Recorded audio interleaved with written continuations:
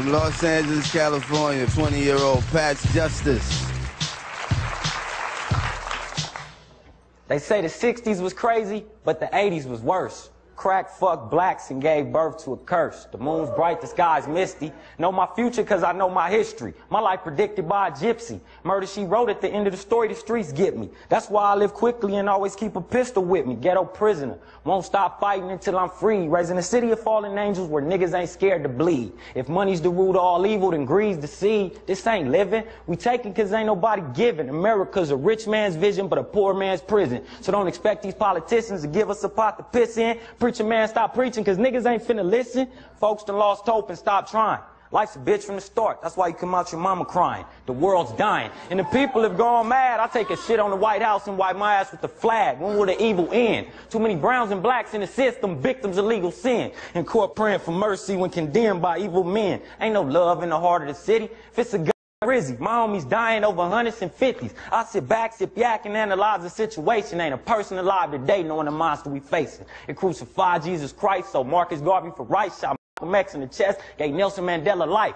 Pac died at 25, Biggie died a year younger. All my life been broke, I'm motivated by my hunger. Told my mama bury me with a 357, just in case God tripping, I don't get into heaven. If he send me to hell, to know well, cause I just did 19 years in the ghetto as a black male, and it can't get much harder than that. Had a lot of pain in my heart. That's why I started to rap. See, the mother brothers will make you dance, but justice will make you think. You saving up for a Bentley, I'm saving up for a tank. That's just the mindset of a soldier. Shit is crazy, huh? This is what I see. We are no longer slaves, but we sure ain't free. So until I ain't got to kill and steal from my own folks, tattooed across my soul all these words I just spoke, who the fuck y'all gonna call when I break all the laws on behalf of every innocent criminal?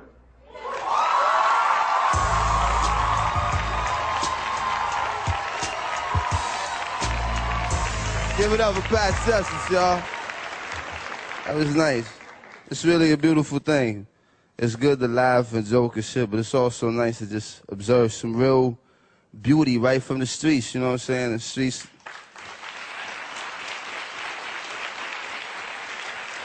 It ain't so beautiful all the time. Program. Who are you? You don't know? Don't tell me Negro, that's nothing. What were you before the white man named you a Negro? And where were you? And what did you have? What was yours? What language did you speak then? What was your name? It couldn't have been Smith or Jones or Bunch or Powell. That wasn't your name. They don't have those kind of names where you and I came from. No, what was your name? And why don't you now know what your name was then? Where did it go? Where did you lose it? Who took it? And how did he take it? What tongue did you speak? How did the man take your tongue? Where is your history? How did the man wipe out your history? How did the man, what did the man do to make you as dumb as you are right now? Why does a black man in America concern himself since we've been away from the African continent for 400 years, 300 or 400 years? Why should we concern ourselves? What impact does what happened to them have upon us? Number one, first you have to realize that up until 1959, Africa was dominated by the colonial powers, and by the colonial powers of Europe having complete control over Africa, they projected the image of Africa negatively. They projected Africa always in a negative light. Jungles, savages, cannibals, nothing civilized. And naturally it was so negative until it was negative to you and me. And you and I began to hate it. We didn't want anybody to tell us anything about Africa, and much less call us an African. And in hating Africa and hating the African, we ended up even hating ourselves without even realizing it. Because you can't hate the roots of a tree and not hate the tree. You can't hate your origin and not end up hating yourself. You can't hate Africa and not hate yourself. And you show me one of these people over here who have been thoroughly brainwashed, who has a negative attitude toward Africa, and I'll show you one that has a negative attitude toward himself. You can't have a negative attitude toward yourself, a positive attitude toward yourself, and a negative attitude toward Africa at the same time. To the same degree that your attitude, that your understanding of, attitude toward Africa becomes positive, you'll find that your understanding of and your attitude toward yourself will also become positive. And this is what the white man knows. So they very skillfully made you and me hate our African identity, our African characteristics. And you know yourself that we have been a people who hated our African characteristics. We hated our hair. We hated the shape of our nose. We wanted one of those long, dog-like noses, you know. Yeah. We hated the color of our skin. Hated the blood of Africa that was in our veins. And in hating our features and our skin and our blood, why we had to end up hating ourselves. And we hated ourselves. Our color became to us a chain. We felt that it was holding us back. Our color became to us like a prison, which we felt was keeping us confined, not letting us go this way or that way. And we felt that all of these restrictions were based solely upon our color, and the psychological reaction to that would have to be that as long as we felt imprisoned or chained or trapped by black skin, black features, and black blood, that skin and those features, that blood was holding us back, automatically had to become hateful to us. And it became hateful to us. It made us feel inferior. It made us feel inadequate. It made us feel helpless. And when we fell victim to this feeling of inadequacy or inferiority or helplessness, we turned to somebody else to show us the way. We didn't have confidence in another black man to show us the way, or black people to show us the way. In those days, we didn't. We didn't think a black man could do anything but play some horn, you know, some sound, and make you happy with some songs, and in that way. But in serious things, where our food, clothing, and shelter was concerned, and our education was concerned, we turned to the man.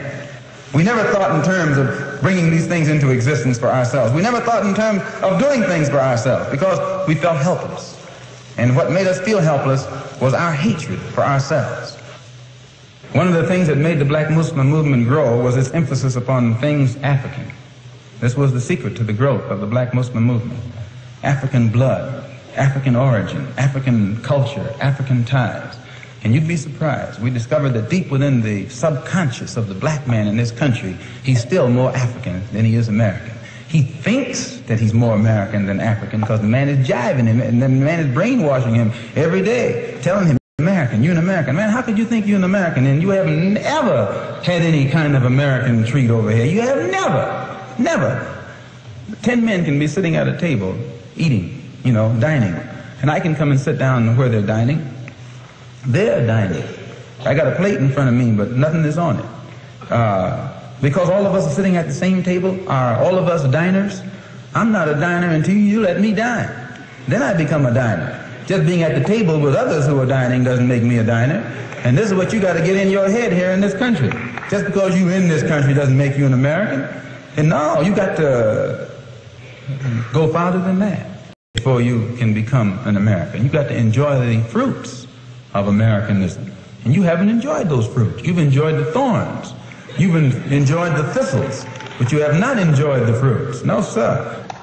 So I point these things out, brothers and sisters, so that you and I will know the importance in 1965 of being in complete unity with each other, harmony with each other, and not letting the man maneuver us into fighting one another. I say that again that I'm not a racist. I don't believe in any form of segregation or anything like that. I'm for the brotherhood of everybody, but I don't believe in enforcing brotherhood upon people who don't want it. As long as we practice brotherhood among ourselves, and then others who want to practice brotherhood with us, we practice it with them also. We're for that. But I don't think that we should run around trying to love somebody who doesn't love us. Thank you.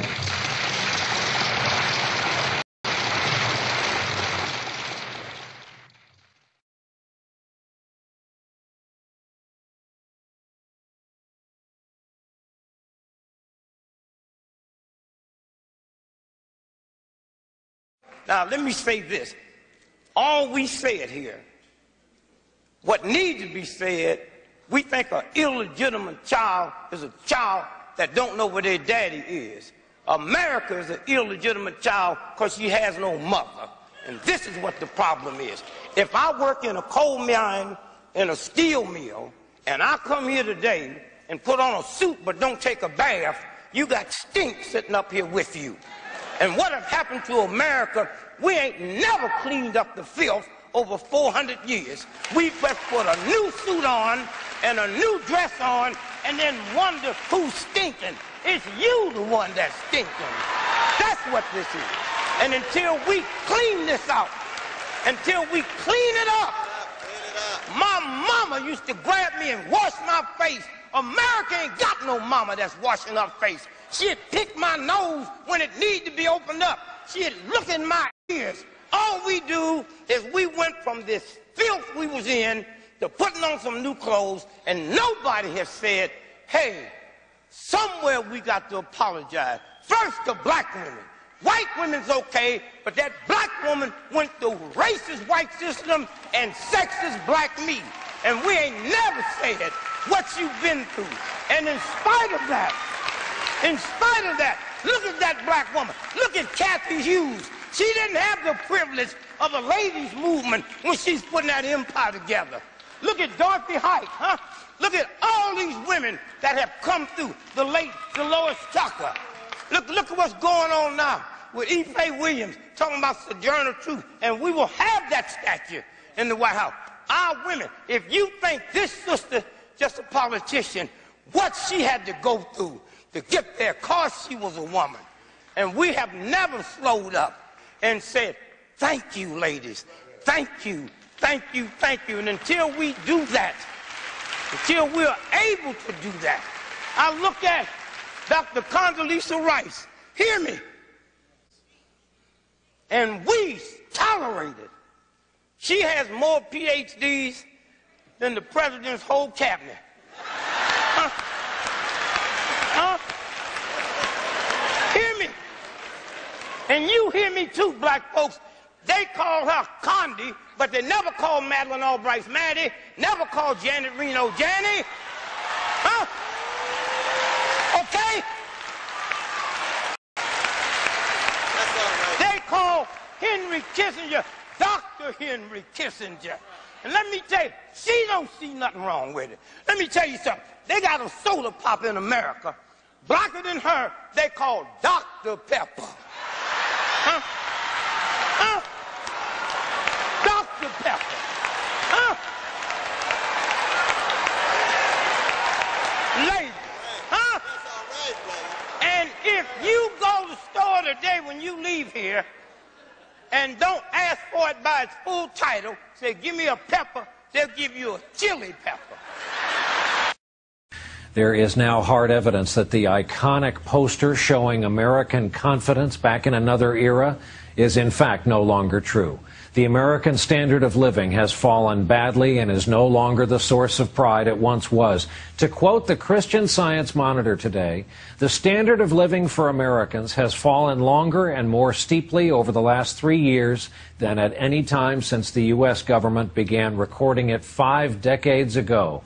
In plain English, it's confirmation life isn't as good as it used to be in this country. Income for most people is down, so is net worth, say nothing of housing, and of course it's all been devastating to the great American middle class. From unemployment to cuts in education to the discord in Congress, the concern is growing.